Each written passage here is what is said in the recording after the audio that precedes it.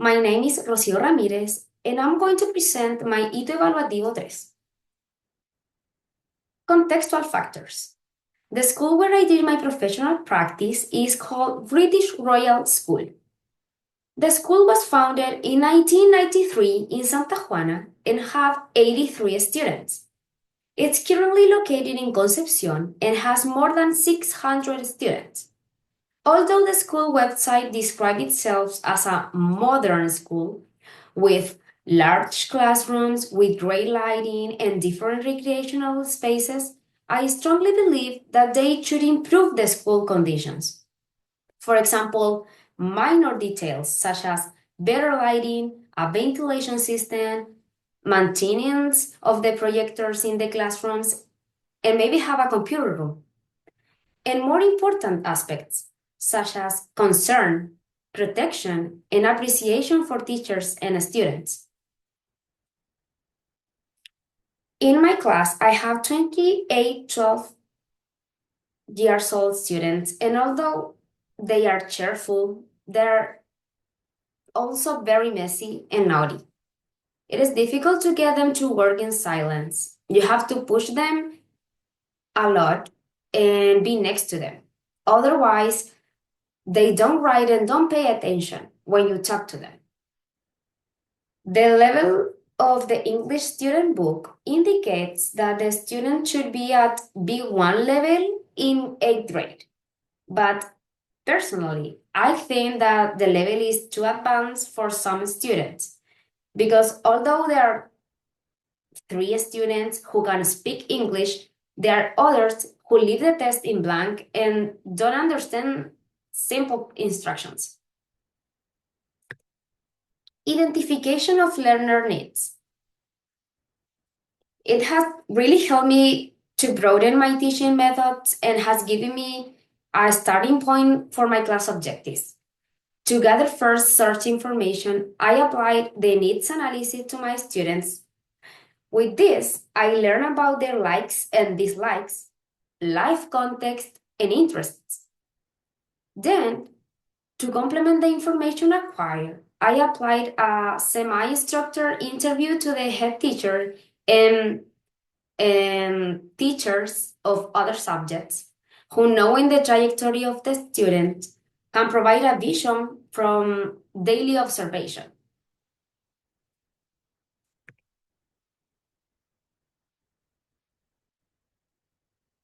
This is the needs analysis. Alignment with course objectives. It has positively influenced the formulation of the objectives of the class since it allowed me to have more information from the beginning and I was able to propose contextualized objectives.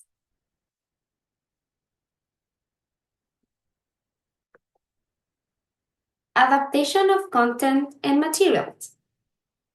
The needs analysis influenced me in a positive way, what made the educators' work more organized and allow me to have a variety of didactic material that I will be able to continue applying in my future lessons, since they are adapted to different needs and capacities, making my work more inclusive and flexible. Differentiation strategies. To make the class accessible to all my students, I had to create eye-catching and contextualized presentations with examples that were familiar to them. I used their favorite soccer players, singers, and anime that were interesting to them in order to create an entertaining environment and capture everyone's attention. I also applied exercises immediately after each topic I taught. As most of the students have concentration difficulties, and if I didn't give them a chance to talk, they would become too disorganized. Additionally, I provide opportunities for individual, pair, and group work. Due to the special needs of some students, it was complicated when working in teams, and that could cause frustration, angriness, or sadness in some students. I also use ICT, such gamification and sound or music for students with auditory learning. However, this was not always achieved because there are no sound system in the classroom. And furthermore, sometimes we didn't make them entertaining activities due to bad behaviors. Assessment and feedback.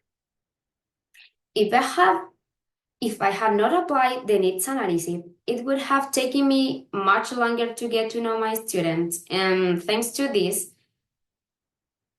tool, I was able to teach them in a better way. I was also able to design assessments that cover different aspects to achieve inclusion, since each student has his or her abilities that often differ among their peers. Cultural and linguistic consideration. The cultural factors that I took into account when planning and teaching the classes were the age of my students, the influence of urban music on them, the love problems they have, the low frustration tolerance they have, and I think it's a consequence of the excessive cell phone use, television, and playing video games that are not always appropriate for their age, which has made it difficult for them to feel attracted to a subject that could require more time to learn, especially if it is a foreign language, as English.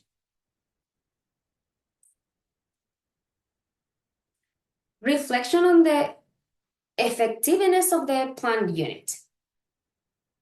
I have not been successful in getting 100% of my students to learn because even though I make my best effort, there are children who have no interest in learning English, and they don't care if they accomplish their test poorly, since their parents also decide to leave the subject as a secondary matter, focusing in subjects such math, language, and science, which allow students to get higher scores in PIEs, which is fundamental to apply into higher education.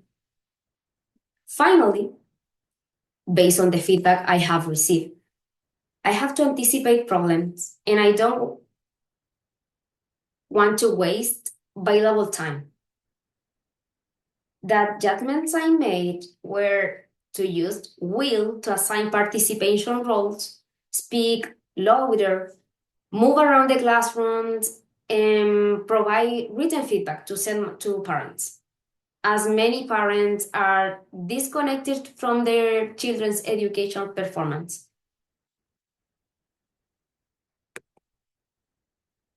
Continuous improvement.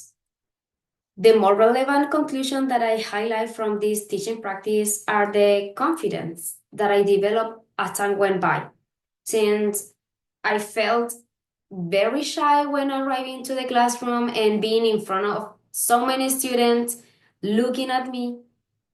I also learned to plan my classes and to be organized with my time. Thanks to my teachers, I began to take the time of my class duration of the activities and the time I gave my students to complete their assignments.